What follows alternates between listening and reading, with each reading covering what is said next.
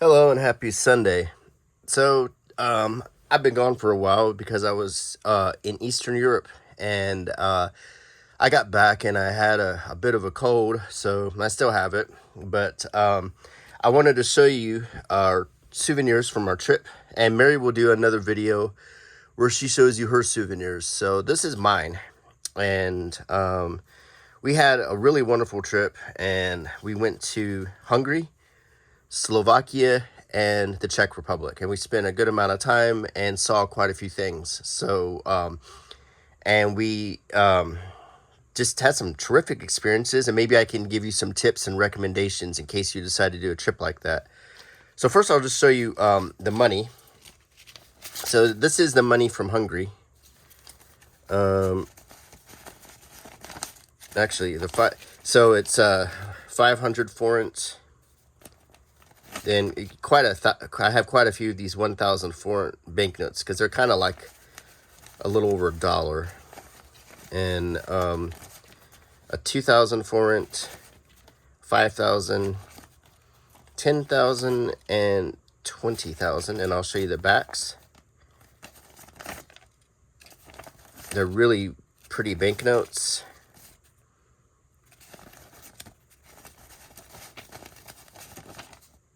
And the coins, the Hungarian coins, are the 200 forint coin, a 100 forint coin, which looks a bit like a euro coin, 50 forint coins, a 10 forint coin, and a 5 forint coin. And show you the other sides. They're actually quite pretty coins too. And we used euros in Slovakia, so there is no Slovakian money other than euros. But in the Czech Republic, they have these really beautiful banknotes. 2,000 crowns, 1,000 crowns, 500 crowns, 200 crowns, and 100 crowns. And the backs are just stunning.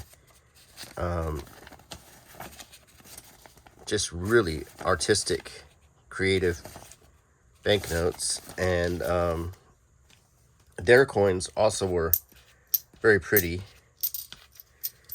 Oop. So we've got the 1 crown coin,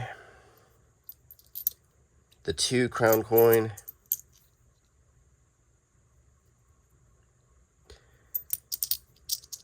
this is the 5, the 10, the 20,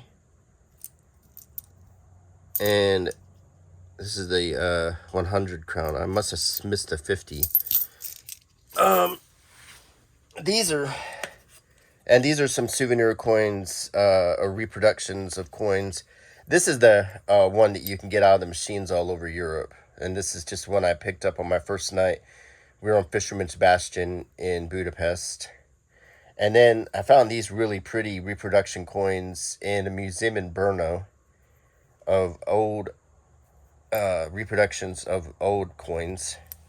So the back, they're really very interesting. You might notice a lot of paprika here. Because when you're in Budapest, one of the things you should buy is paprika. So we bought these in the old Jewish ghetto that has been transformed into a marketplace. This one I bought in a grocery store in Budapest. This is sweet paprika. Let's see, I got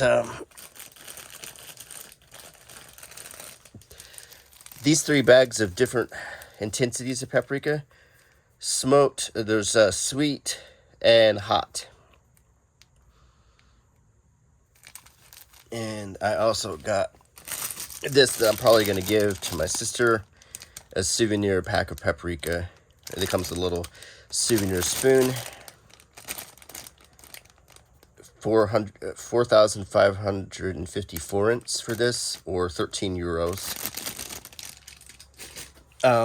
So there's quite a lot of Paprika going on, and that's something you should do.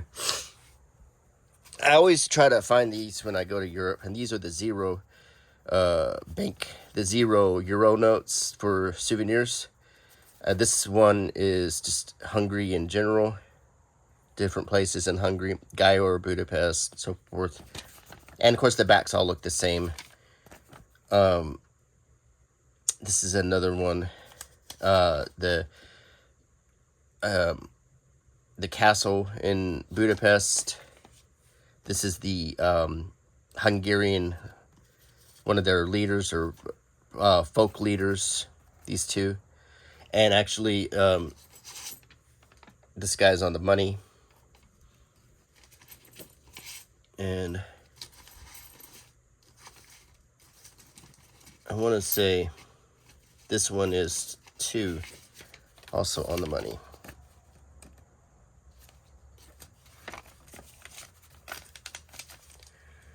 So I always get those. Whenever we travel, also, we try to find, in Europe, they often have these different types of cards, like tarot cards. And this one is a particular one. It's a card game, basically, but it's Hungarian, and it has these beautiful cards, and Mary really loves these. I try to find them. We started buying these in France, and now wherever we go in Europe, we try to find the cards that fit the country. I think this is really a cool set. These are really nice cards too. And I think you could just play it like regular playing cards, but it's probably its own game. And they're very like medieval looking. That's what I like about them. The artwork and everything.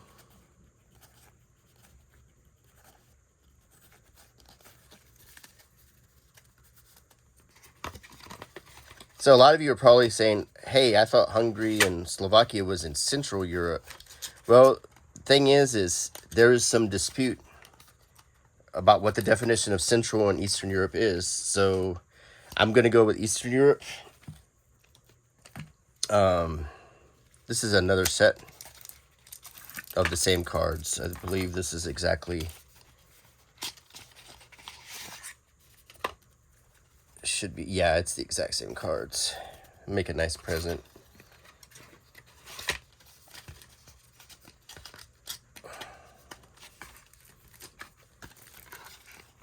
But it's got a different back.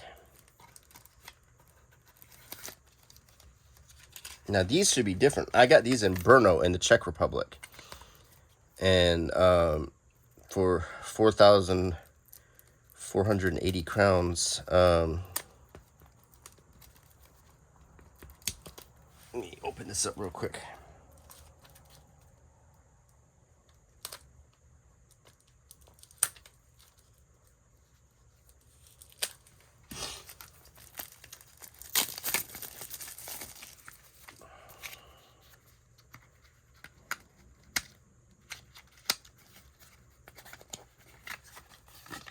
Nope. Yeah, these are different. So this set of cards is things you can find in Brno, like this mammoth is in the museum. That's these are sites in Brno. Now Brno, the crocodile hanging out. The Brno is the second largest city in the Czech Republic, and it's very cool. It's a lot like Bruges. It's really, really neat. And we spent the night there too. And the other place we spent the night was Krakovany in Slovakia. And I'll tell you about that in a little bit. These are all, if you're an American traveler and you like some adventure, well, that's our hotel right there where we stayed. And there's the clock. The cathedral went into. Polar bear at the zoo. Yeah, the Czech Republic is a really neat place, and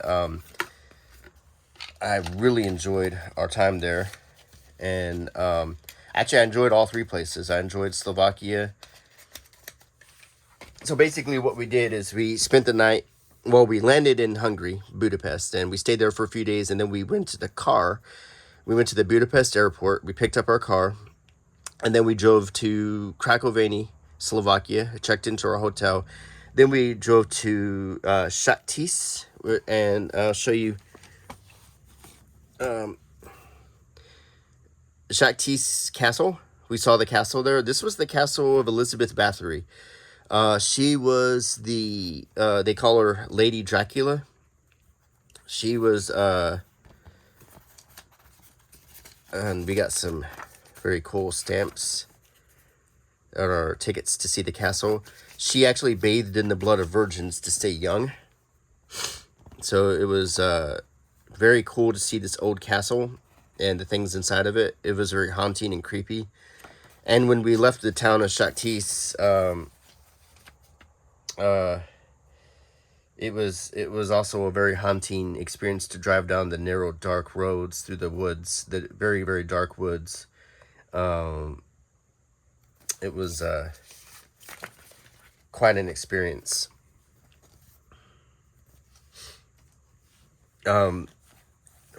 So we also, when we were in Slovakia, we just kind of shopped around. This is a magazine you can find in Slovakia.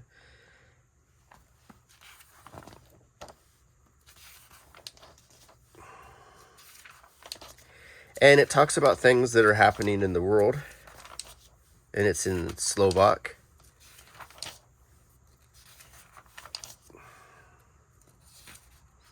And things that are happening in Slovakia.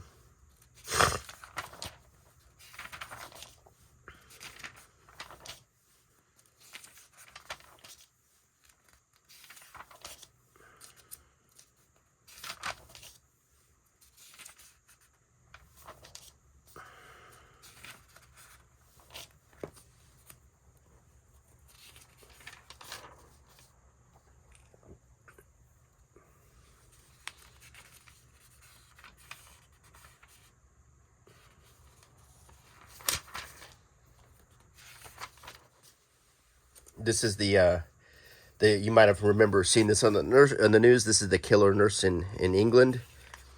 This was just made the news, and this is a story making its way to Slovakia. Story about the royal family.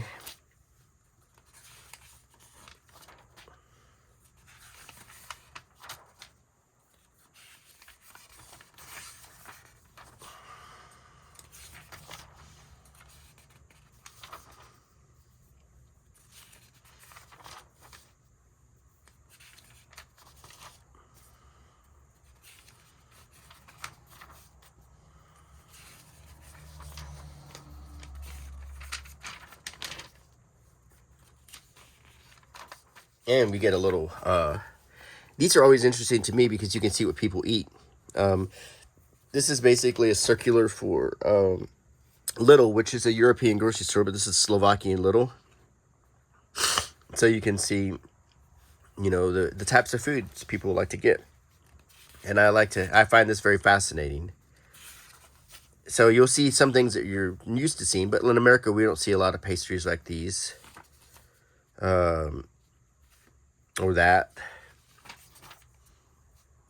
We don't see stuff like this too much.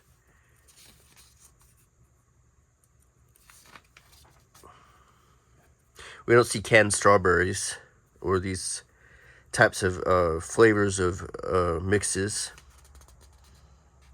We don't see pate very much for breakfast, but they eat it a lot there. This is licorice, and I got some bags of it. It's pretty good. Choco ball cereal. The different drinks they have here. Different dairy products. Like, I'm not even sure what that is.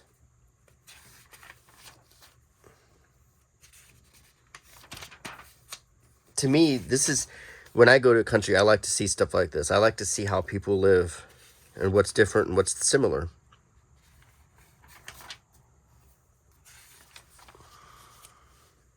quite a lot of sausages, pork knuckle. We don't really have that in America. I mean, we do. We actually do in little tiny grocery stores where I'm from in Alabama. Um, they have this cake in Audi, but they call it something different. And Audi, of course, is European food. Frost beer. And you got your tools.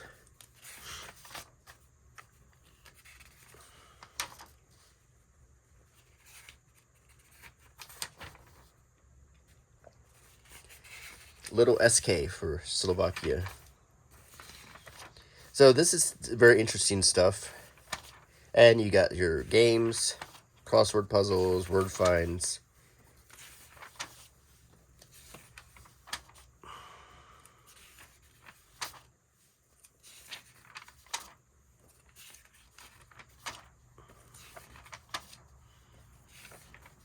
And your TV listings.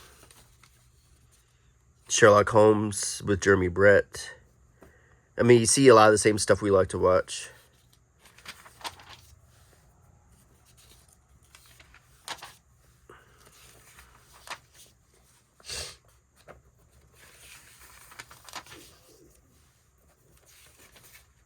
Wonder Woman.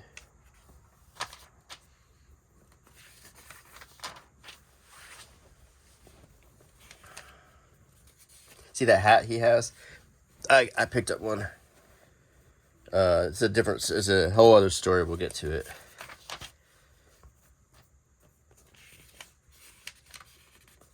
The recipes, which is really cool because these are things that are hard to find in America that we can translate with Google Translate.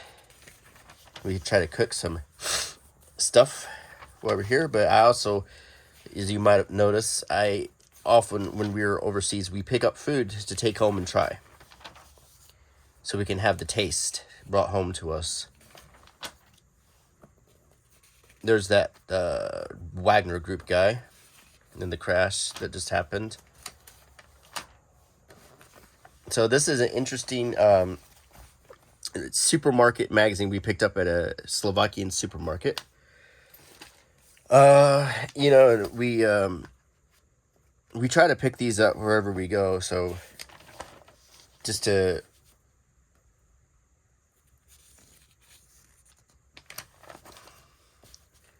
get a feel for the countries, to see the things that are different.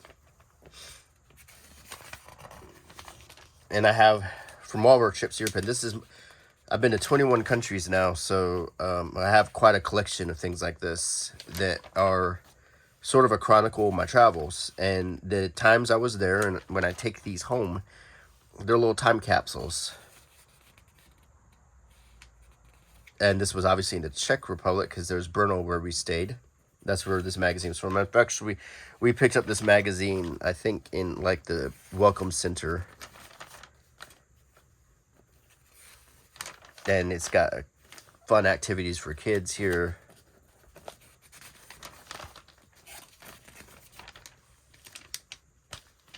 And I also picked this up at the Welcome Center in Brno.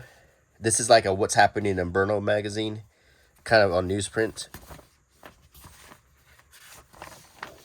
And it shows you concerts, which are I highly recommend doing stuff like that when you're going to different countries. Even if you don't understand the language. I can't recommend Brno enough. If you want to go to the Czech Republic, but you don't want all the crowds of Prague, I highly recommend going to Brno. It is a fantastic, beautiful city that's very clean, and it's so much like Bruges. It just blew my mind. I felt like I was in Bruges, Belgium. It was just beautiful, and maybe a small version of Bruges, but nonetheless, it really enjoyed our time there. We had a lot of fun, met a lot of nice people. We had spent some time in Bruges before, and it's what I kind of use that as one of my favorite cities that I compare other places in Europe to. And I have to admit, Brno ranked really high on culture and friendliness and things to see.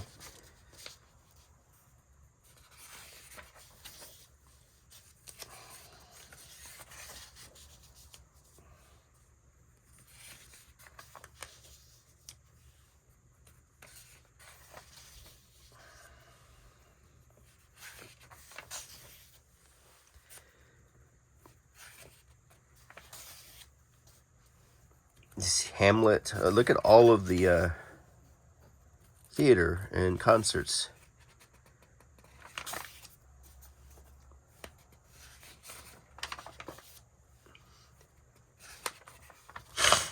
Sorry about my cold. It happens. You get off a plane. Is that Geico? Looks like the Geico.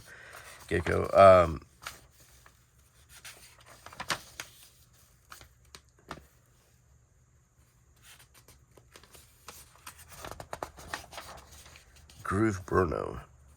No, Ahsoka.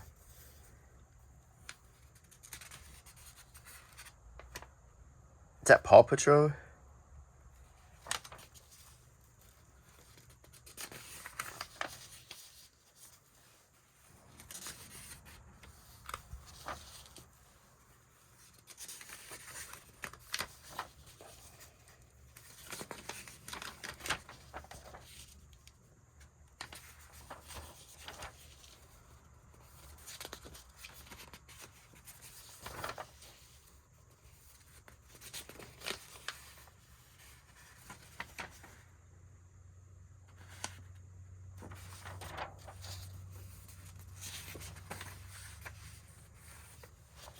Yep, Brno is a fun place, and many people don't know about it.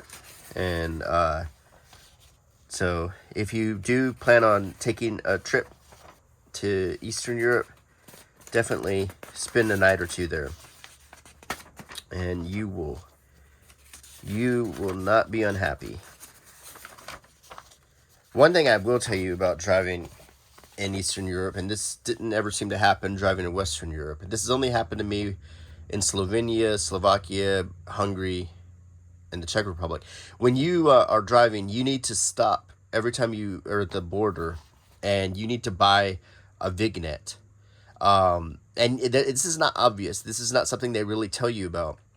So when you're driving and you're at the border, you need to stop the car. You'll see a parking area, and there may be nobody there.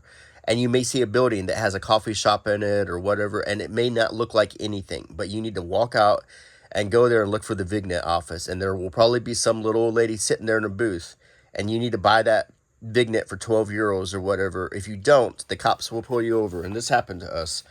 And you will pay a fine. So if you're driving in Eastern Europe, when you cross the border, make sure you stop at the first parking stop, look for the vignette office. It's not going to be advertised very widely. Buy your vignette and move on. The thing is they just assume you know that, and they don't understand if you don't understand that. So that's just something from me to you. It's a travel tip. You don't find it a lot in books, so make sure you do that. Basically, a vignette is like a toll to travel. So it's a little weird, but it is what it is. So next, when we do travel, we like to go to grocery stores and take home flavors. Just kind of like what we like to do. This is Carpathia goulash. It's basically just a seasoning. So if you want to do goulash right, you use paprika and goulash cream, which we got. So we made some goulash since we've been back, and it was really good. But if you want a quick goulash, chop up your meat and vegetables and mix it with this, and you still have a very good meal. So I'd highly recommend that. This is a Hungarian meat seasoning I want to try. And I'm going to translate the instructions and prepare it just like this with the potatoes. And I want to taste it. Magyar, of course, means Hungarian. This is a paprika and onion and garlic meal. We already tried one, and it was really good, but I think we want to try one again and mix it with some ground beef. Really enjoyed it. And this one is cheese and ham. So we thought it'd be better if we added some ham chunks to it. So, but we're going to try that one. These are little cups of soup. But the neat thing about this is you come home on your lunch break, and if you want to have a different taste, a taste of a different country, you can just make this little cup of soup. It doesn't make a whole lot. It's a much less than what you'd get in America, but it still gives you a neat taste. And I've already had one, and it was pretty neat. It was pretty good. And, of course, we got some other things to try. Another Hungarian seasoning. This one is Brassoy. I'm going to try that. I got two because it looked good. And then I got two of these Hungarian ones. So these are things that we try when we come back from these trips.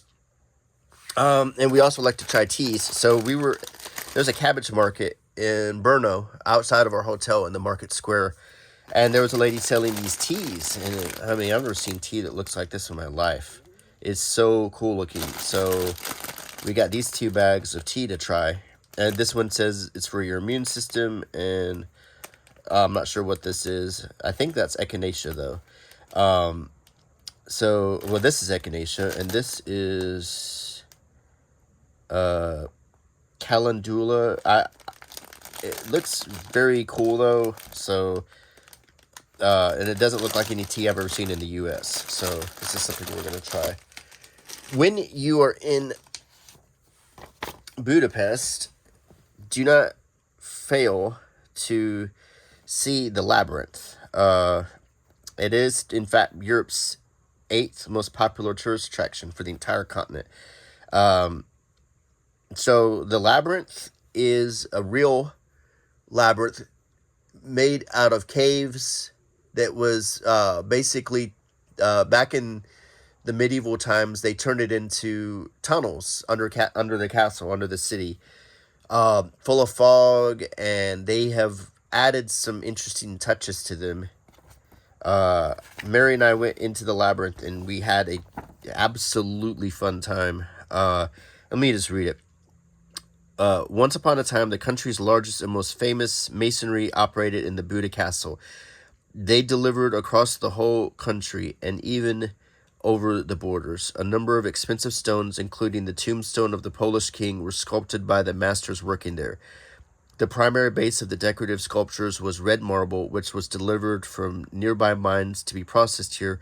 One of the most beautifully sculpted pieces of artwork of the masonry of Buda is found in the Labyrinth, the famous stone monument. Oh, that's what that was.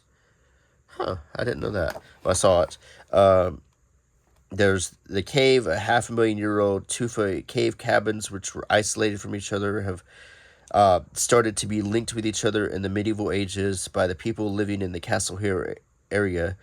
The cave, which is made permeable with its ways, started to fulfill various roles after this: wine vaults, torturing chambers, prisons, and hideaways. So apparently, at one point, Vlad Tepes, who's known as Dracula, was actually imprisoned here, and you can actually see the room where he was in prison. The Labyrinth is large, huge. You could spend all day in it. There's parts that are so dark you can't even see your hands. It's really amazing. Highly recommend it. Of course, whenever I'm overseas, I like to buy stamps. So, I got these. These are all Hungarian stamps. And as you can see, many are from the time of the Cold War. They have pictures of Lenin and so forth on them. I really like this little collection. I'm going to straighten it out a little bit because it's been through a plane trip. But these are really cool stamps. Very vintage, very cool. And I always like to get stamps. As you know, if you watch my channel, I'm a huge stamp collector. So, really enjoyed that. Let's continue. So, one of the places in Hungary is called Monument Park. And this was in Budapest. It's where, after 1991, when the Russians pulled out, they took all of the communist statues down and put them in one place in this park.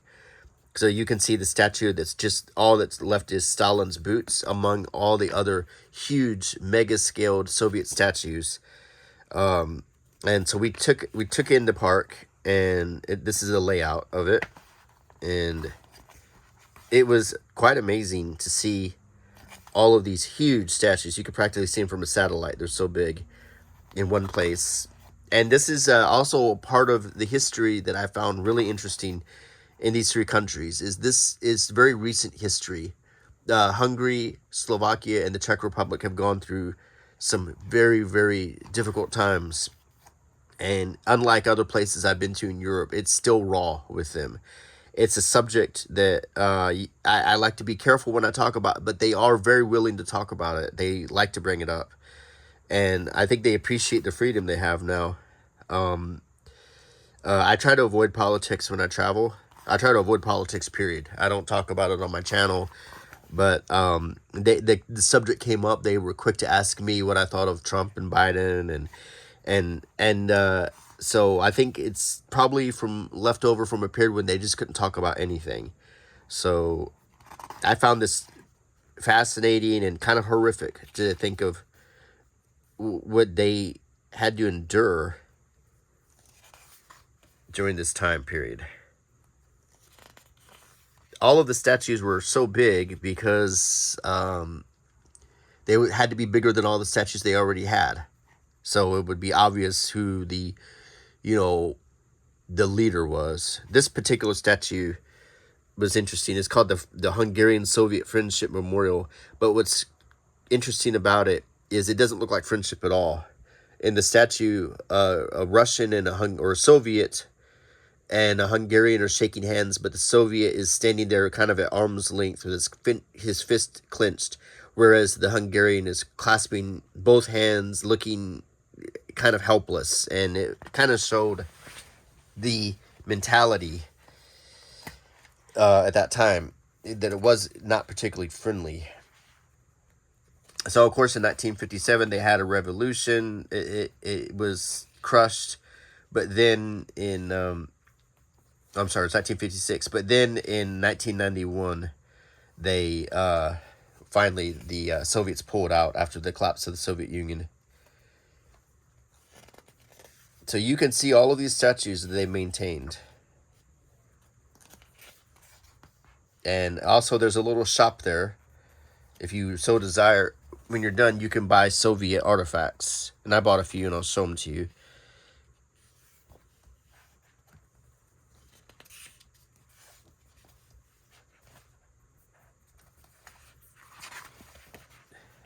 That's what it kind of looked like, driving with all these statues by the street.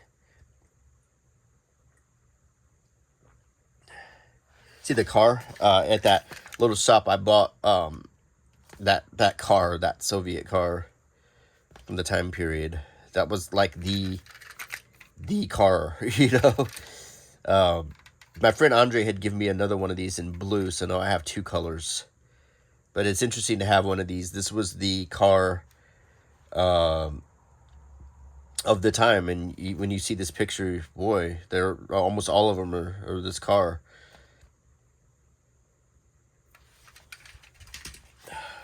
So, sorry about my cold.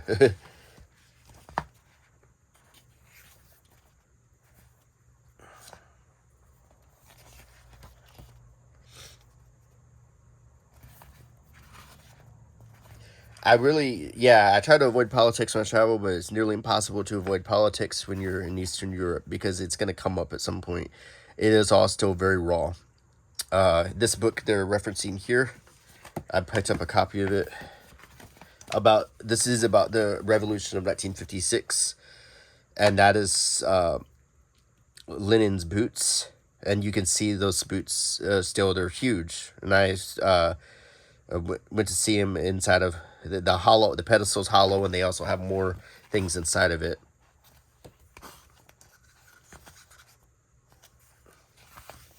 And this tells you about the 12-day revolution in 1956.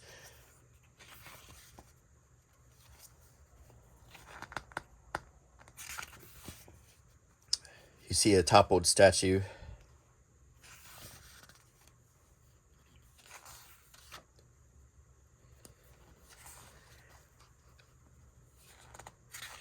And this is day by day. It shows you what was happening.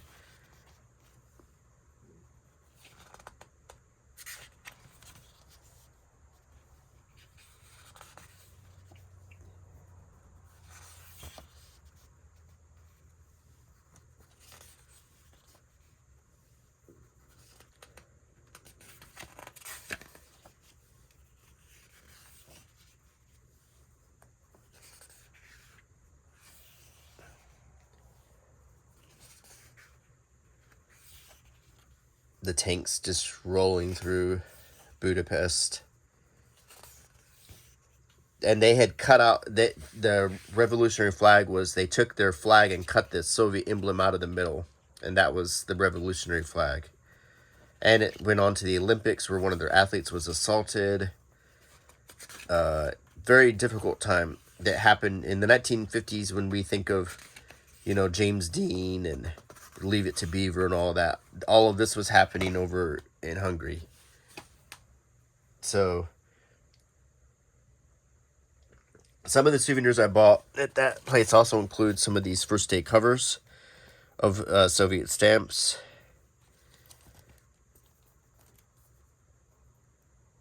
I've tried to pick out some that were just amazing looking.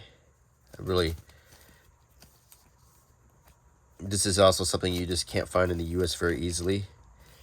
And I bought this Soviet reproduction of a Soviet passport, which is, the main thing of this is you could personalize this if you want, but it shows what the passport looked like on the inside.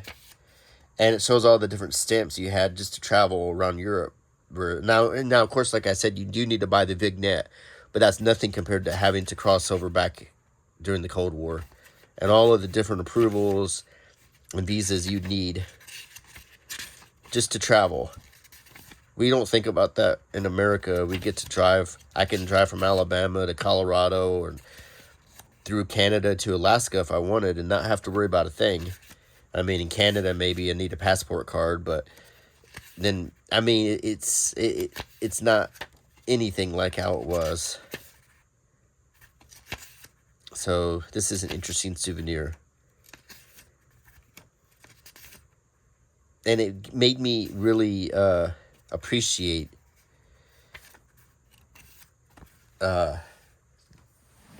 things that we just don't really think about here very much. I also bought, of course, this Russian hat. Actually, I bought the Russian hat at the hospital on the Rock, but it all kind of goes together. I bought this Soviet era emblem I was going to put there. It probably isn't how it's supposed to be, but I like it. I bought a medal.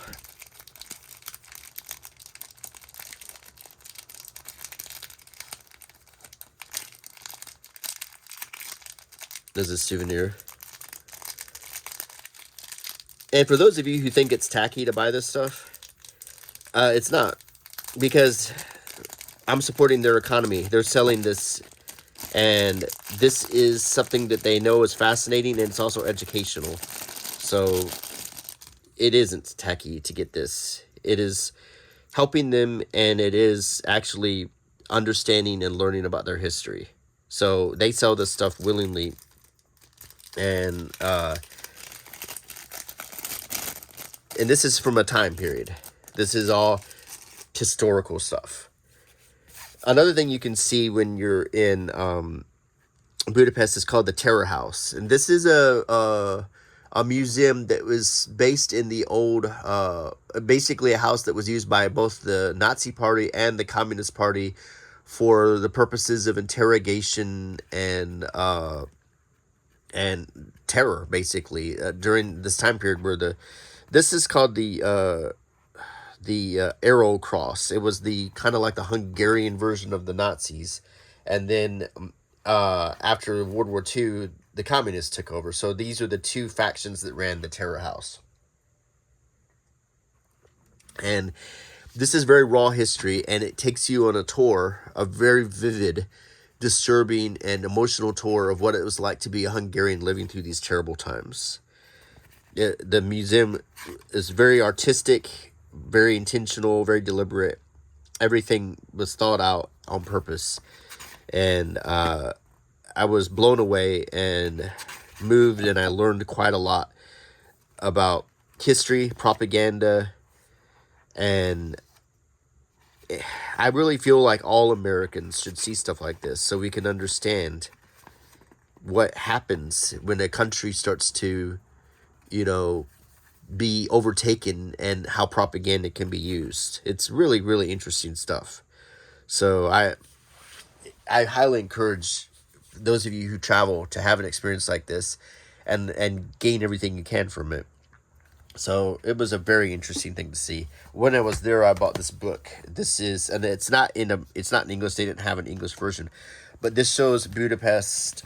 It's a before and after from the 1956 revolution to when the book was made in 2016, to show you. And this is a key, but it shows you the same places before and after the revolution and how things have changed, how it's been rebuilt, but what it looked like so people won't forget. Each page has a QR code, and it will take you directly to Google Maps. So when you're in Budapest, you can walk to these places. This is some stamps I bought in the Czech Republic. I just pressed them in this book for the trip. So this is very interesting, and it just shows you recent history. I mean, this is fresh. This is 1956 was not that long ago. It was 18 years before I was born, and in 1956 in America, like we were watching movies and dancing and eating TV dinners, and all of this was happening across the world. Ugh, they're cold. Sorry. And some of these pictures are a bit disturbing, but it's not a book that's meant to be pleasing. It's meant to teach. And sometimes things are taught, like I said, this is not in English, but you don't need translations to see what's happening here.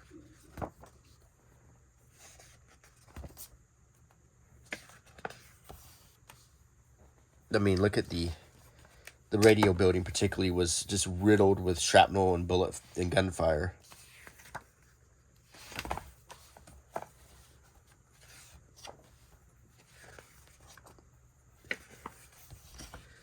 Very interesting. Some more things I want to show you. I always pick up a map. This is a map of Budapest, and I always think it's a great souvenir because they usually pack them with cultural things and places to go, restaurants. But it's always kind of a good idea to get yourself a map. Even though most of us navigate with our phones now, it doesn't hurt to have one if you lose coverage. It shows you the Danube River that just goes in the middle and the two sections, Buda and Pest. So, and I know some of you probably are going to leave the comment, you probably already left it, that I'm pronouncing Budapest wrong, that it's Budapest. Well, I'm pronouncing it correctly for an American. And I don't try to, they understand that when I'm there. So not one of those people who tries to impress everybody by pronouncing things correctly while I'm speaking my own language. So, but yes, it is correct to say Budapest. We ate at this restaurant in Budapest called Gundel. It is one of the most fantastic restaurants I've ever eaten at in my whole life. And if you do go to Budapest, I highly recommend you eat there. It is just terrific. It is a great restaurant. It was like being on the Titanic. The music and the food and everything. It was just wonderful. Some more things I have. When I was at the hospital on the Rock, we got a few other souvenirs besides that hat. Got a travel patch. This is an old Cold War era glass syringe from the hospital on the Rock, which was, it's just very cool. They don't make them like this anymore. Made in Győr, I guess in Győr, Hungary.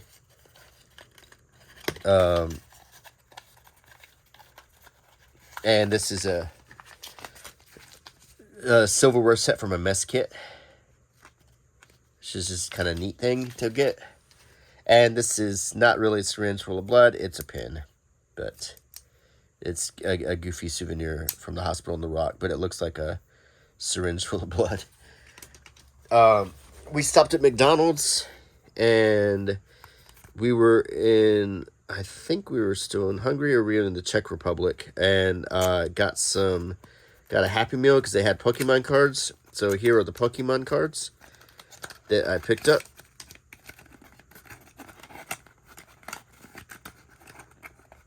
Unless I haven't opened them. I was waiting for this video to show you. So, very cool. I got a piece.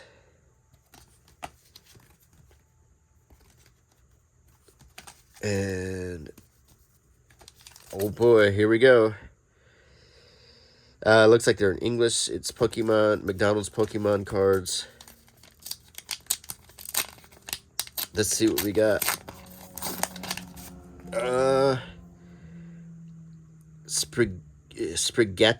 Sprigatito, Scratch and Leafage, Cyclizar, Tandem Mouse, and Kilowattrel. That's very cool to find Pokemon cards. One's in Eastern Europe. So these are my 4 that I got. I'm showing them to you in real time. Now, some more things. Picked up this art magazine in Budapest. Just for more of a cultural thing. And look at that. There's the cards, which is cool. And I'm glad we got those sets of cards while we were there.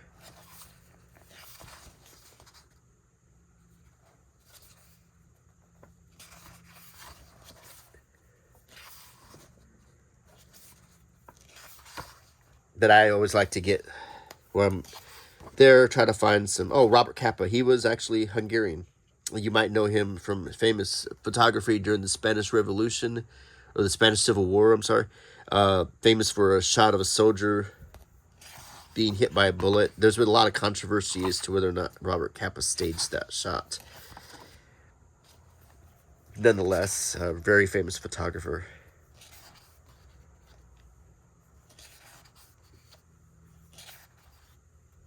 Some art that might be a little, I'm going to flip through. Some of this stuff is a little graphic, as the nature of art.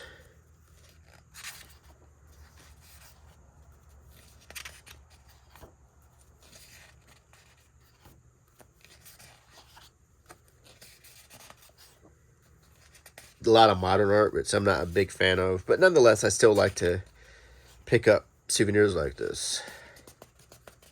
I'm married to an artist, and this is something also that'll probably end up in her studio.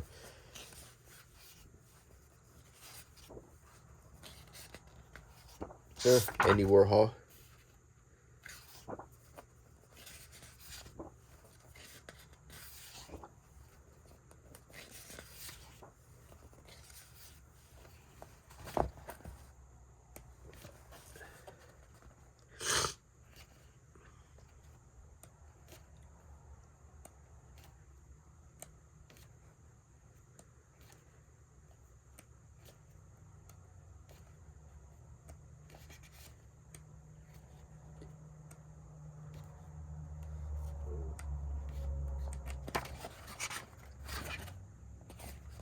Very cool. And some we go back to Brno in the Czech Republic, and let's show you 2 more things.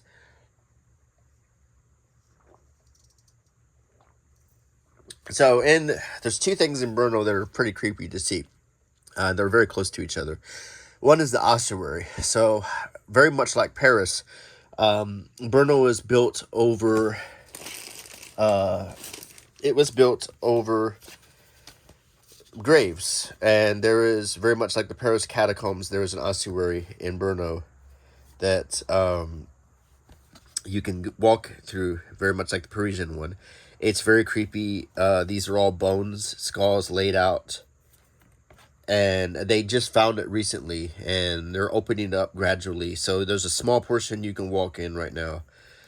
The other thing is the Capuchin Crypt in Brno, which is very, very nightmarish. If you know anything about Capuchin Crypts, there's one in Sicily, and there's, of course, a famous one in Rome. In this particular crypt, this book is personally signed by the superior of the Capuchin order. And this crypt has bodies. Basically, the way the Capuchins chose to be buried, which is just buried directly on the was laid directly on the ground. It is very nightmare inducing, and I don't recommend it unless you have if you're prepared for what you're going to see. But it is very, very. It's a reminder of death. It even says when you walk into the building, "We were such as we are, you will be."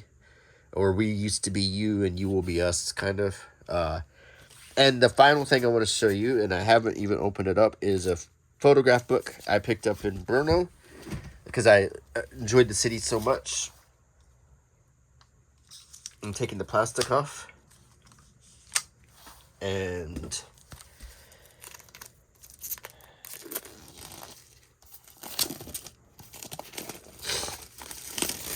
okay. So, it's not in English, but like I said, it's a photograph book.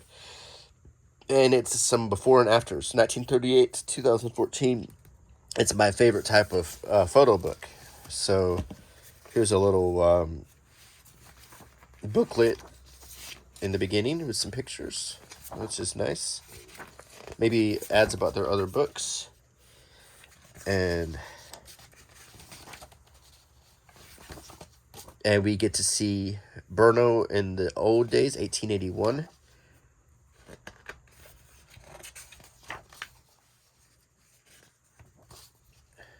It is a beautiful city. And it still is today, and it was then. But these are historic pictures of Brno.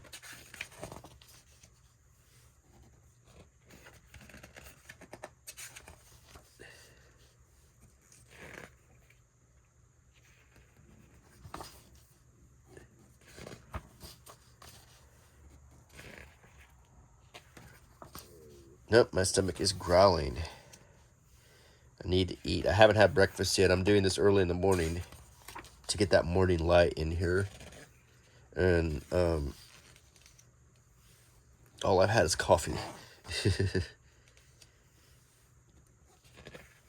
I like the old ads on the side of the buildings.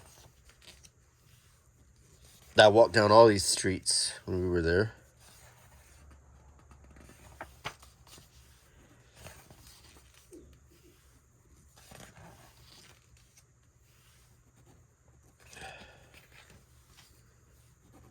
They still have streetcars that look very much the same, that still use the wires to get around.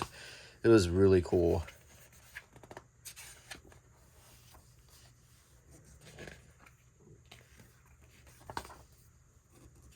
I'm hoping I'll find a picture of the Cabbage Square, where right in front of our hotel where we went. And there was a vegetable market every day in front of the hotel, which was really cool. There it is. And that fountain is there, and that's the museum. So our hotel's like right here. The building was probably there then. It was a very old building. It's the Grandezza Luxury Palace. In case you want to stay there, I highly recommend it. This is another view. Our hotel's still like right here. And another view.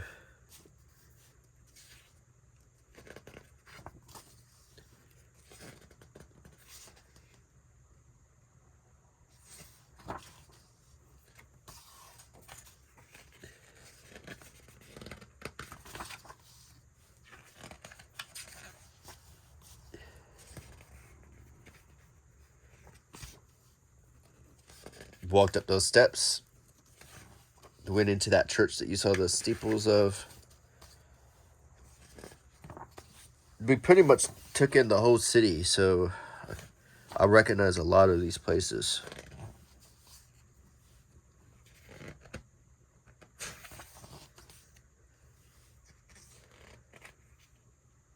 They had a lot of these passageways, and one of them is where the crocodile was hanging. They found a crocodile outside of the city, and they're very proud of it. They stuffed it, and they have it hanging from a ceiling, and that's like their mascot of the city.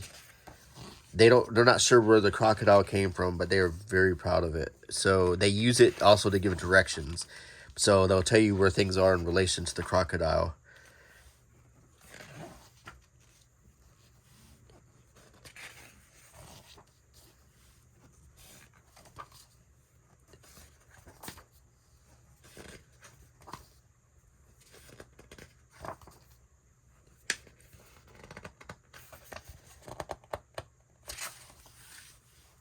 Very cool book.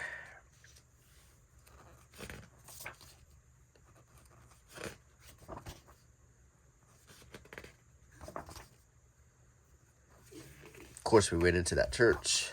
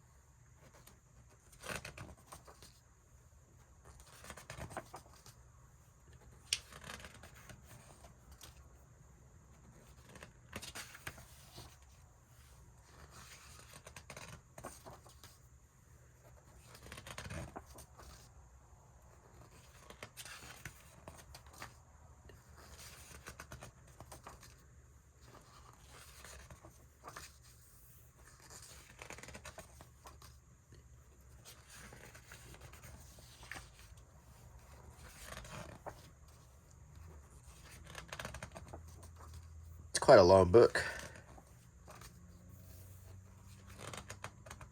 The old circus ad.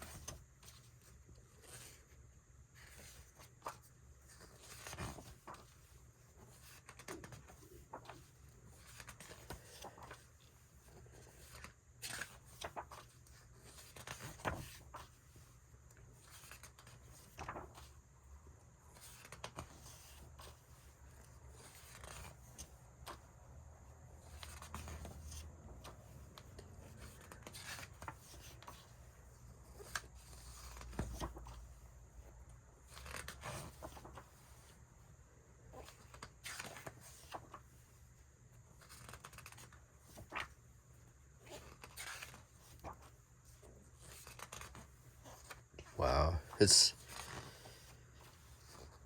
quite a long book, but they have definitely cataloged every street corner.